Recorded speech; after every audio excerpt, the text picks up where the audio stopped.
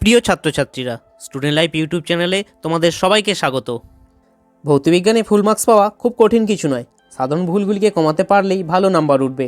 তাই আজকে আলোচনা করব তোমরা ভৌতবিজ্ঞানে যে সাধারণ ভুলগুলি করো সেগুলি নিয়ে। মাল্টিপল চয়েস বা এমসিকিউ, এক্ষেত্রে নাম্বার তোলার স্কোর খুব বেশি, তাই একটি উত্তর যেন ভুল না হয় এদিকে নজর দেবে। 2 নম্বরের প্রশ্ন বা 2 মার্কস কোশ্চেন, এগুলি ছোট্ট রচনাধর্মী প্রশ্ন, এতে নাম্বার বেশি পাওয়ার সম্ভাবনা, তাই কোনো প্রশ্নেও ছেড়ে আসা চলবে না। ভৌত রাশির সম্পর্ক কিভাবে লিখবে? ভৌত রাশিগুলি সম্পর্ক লেখার সময় প্রত্যেকটি রাশির পরিচয় দিতে হবে।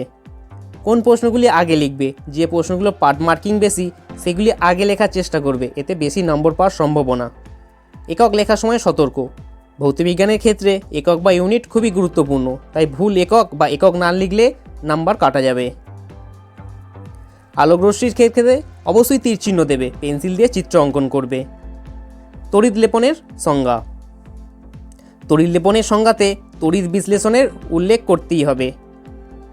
রোধাঙ্কের সংখ্যা এবং ইলেকট্রন ডট, পেন্সিল দিয়ে চিত্র অঙ্কন করবে এবং ইলেকট্রন ডট গঠনের লেখার সময় ইলেকট্রনের বিন্যাস লিখবে।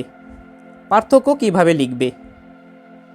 2টি পার্থক্য লিখতে বললে 3টি পার্থক্য লিখে আসবে, এক্ষেত্রে তোমাদেরই সুবিধা বেশি। ফর্মুলা কিভাবে লিখবে, সূত্র কিভাবে লিখবে? ফর্মুলা লিখে প্রতিটি চিহ্নের নিচে লিখে দেবে এবং ধ্রুবক রাশিগুলিকে উল্লেখ করতে হবে। সূত্র লেখার ক্ষেত্রে গাণিতিক আকার দিলে খুব ভালো হয়। কেমিক্যাল ইকুয়েশন, কেমিক্যাল ইকুয়েশন কিভাবে লিখবে? ইকুয়েশনের প্রথমে ভাষায় ভালো করে লিখবে এবং নিচে পরিচ্ছন্নভাবে লেখা থাকবে ব্যালেন্স ইকুয়েশন।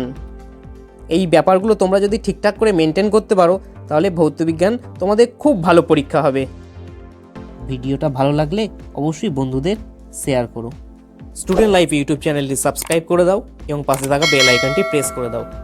এর ফলে যখনই ভিডিও আপলোড করা হবে তখনই তোমাদের কাছে পৌঁছে যাবে।